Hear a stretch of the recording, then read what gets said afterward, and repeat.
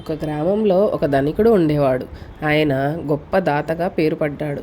ఆయన ఇంట ఒకసారి గొప్ప సంతర్పణ జరిగింది. చాలామంది బ్రాహ్మణులు వంట సాయం చేశారు. ఊర్లో ఉన్న అన్ని కులాల వాళ్ళు తృప్తిగా భోజనాలు చేశారు. భోజనాలు ముగిశాక వంట బ్రాహ్మణుల్లో ఒకడు ఒక పళ్ళెం నిండా బొబ్బట్లు పెట్టుకొని దొడ్డిదోవన వెళ్ళిపోతూ పహారావాడికి దొరికిపోయాడు.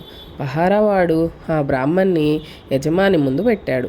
ధనికుడు అతన్ని, "ఏమయ్యా పంతులు, ఇవెందుకు పట్టుకుపోతున్నావు?" అని అడిగాడు.